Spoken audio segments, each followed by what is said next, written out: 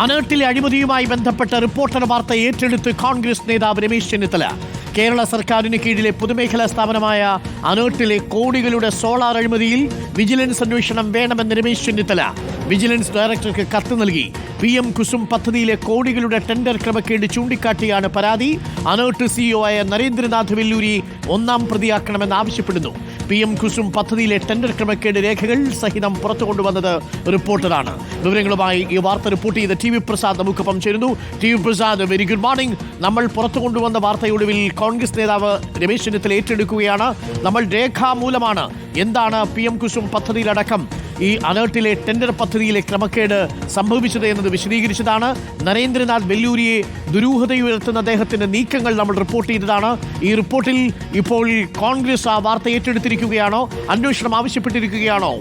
TV Prasad.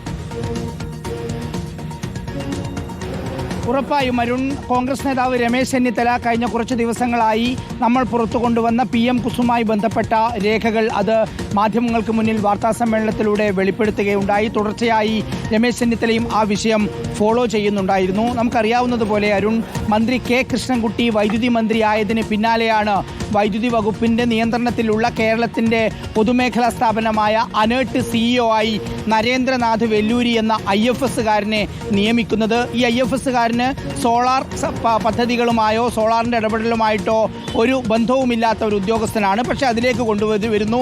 പിന്നീട് ഹൈഡലിൻ്റെ ഡയറക്ടറായി മാറ്റുന്നതും നിയമവിരുദ്ധമായി മാറ്റുന്നതും ചുമതലക്കാരനാക്കുന്നതും നമ്മൾ കണ്ടതാണ്. ഈ നരേന്ദ്രനാഥ് വെല്ലൂരി IAS-ൻ്റെ നേതൃത്വത്തിലാണ് ഈ ടെൻഡറുകളെല്ലാം നടപ്പിലാക്കിയത്. ഇപ്പോൾ രമേശ് ചെന്നിത്തല പരാതി കൊടുത്ത PM കുസും പദ്ധതി മാത്രമല്ല അരുൺ, നേരത്തെ നമ്മൾ റിപ്പോർട്ട് ചെയ്ത അട്ടപ്പാടിയിലെ സോളാർ പ്ലാന്റുകൾ, സ്മാർട്ട് സിറ്റിയുമായി ബന്ധപ്പെട്ട് കോടികളുടെ പ്ലാന്റുകൾ സ്ഥാപിച്ചത്, ഇതിനെല്ലാം PM കുസുമിൽ എന്താണോ സംഭവിച്ചത് അതേ ടെൻഡറിലെ ക്രമക്കേടുകൾ തന്നെയാണ് മറ്റു പദ്ധതികളിലും സംഭവിച്ചത്. PM കുസുമിലേക്ക് നമുക്ക് വന്നാൽ സംസ്ഥാനത്തെ കർഷകർക്ക് സൗജന്യമായി സോളാർ വൈദ്യുതി കൊടുക്കാനുള്ള പദ്ധതിയാണ് PM കുസും പദ്ധതി. കേന്ദ്ര സർക്കാർ പങ്കാളിത്തത്തോടു കൂടിയാണ് നടപ്പിലാക്കുന്നത്. 240 കോടി രൂപയുടെ ടെൻഡർ വിളിക്കുമ്പോൾ നമുക്ക് തോന്നും ഒരുപക്ഷെ നാട്ടുകാർക്ക് അതിൽ നഷ്ടമില്ല എന്ന്. നാട്ടുകാർക്ക് നഷ്ടമുണ്ട്.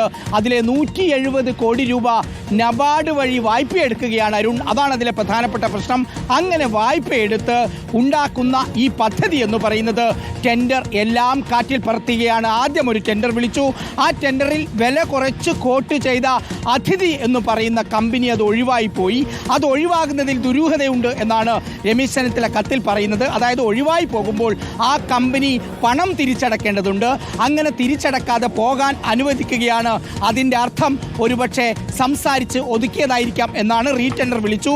റീടെൻഡർ വിളിച്ച് ടാറ്റ കൺസൾട്ടൻസി കമ്പനിക്ക് കരാറ് കിട്ടുന്നതിന് വേണ്ടി ദുരൂഹമായ ഇടപെടൽ നടത്തി. അതിലും കുറഞ്ഞ വില കോട്ട് ചെയ്ത കമ്പനി, ആ കോണ്ടാസ് ഓട്ടോമേഷൻ എന്ന് പറയുന്ന കമ്പനി ഒഴിവാകുന്നു.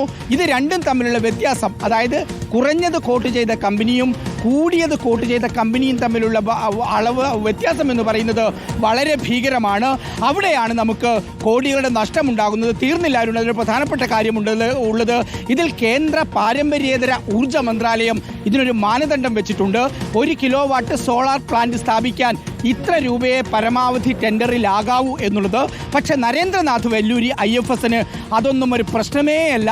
145% അധികമാണ് ഇവിടെ ഓരോ കമ്പനിക്കും കൊടുക്കുന്നത് എന്നോർക്കണം. മാത്രമല്ല, ഈ ടെൻഡറിൽ ഒരു കൃത്രിമവും നടത്താൻ പാടില്ല.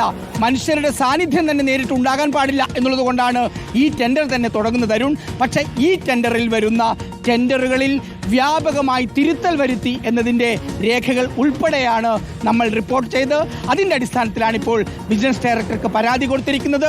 ഇത് രേഖാമൂലമുള്ള പരാതിയാണ് എന്നുള്ളത് ഈ പരാതിയുടെ ഗൗരവം വർദ്ധിപ്പിക്കുകയാണ്. Thank you. TV പ്രസാദാണ് വിവരങ്ങൾ നൽകിയത്. അനേർട്ടുമായി ബന്ധപ്പെട്ടുകൊണ്ടുള്ള ക്രമക്കേടുകൾ, അതിലെ ടെൻഡർ നടപടികളുമായി ബന്ധപ്പെട്ടുള്ള ക്രമക്കേടുകൾ പുറത്തു കൊണ്ടുവന്നത് റിപ്പോർട്ടാണ്. ഇപ്പോൾ ആ വാർത്ത കോൺഗ്രസ് നേതാവ് രമേശ് ചെന്നിത്തല ഏറ്റെടുത്തിരിക്കുകയാണ്. അന്വേഷണം ആവശ്യപ്പെട്ടിരിക്കുകയാണ്. വെല്ലൂരിക്കെതിരെയും അന്വേഷണം ഉണ്ടാവണം എന്നാണ് പറയുന്നത്. PM കുസും പദ്ധതിയുമായി ബന്ധപ്പെട്ട് സോളാർ വയ്ക്കുന്നതുമായി ബന്ധപ്പെട്ടുള്ള വലിയ പ്രോജക്റ്റായിരുന്നു. ആ പ്രോജക്റ്റിലെ ടെൻഡർ നടപടിക്രമങ്ങളിൽ മാനദണ്ഡങ്ങൾ ലംഘിച്ചുകൊണ്ടാണ് മുന്നോട്ട് പോയത് എന്നതാണ് TV പ്രസാദ് രേഖ മൂലം പ്രേക്ഷകരിലേക്ക് എത്തിച്ച വിവരം.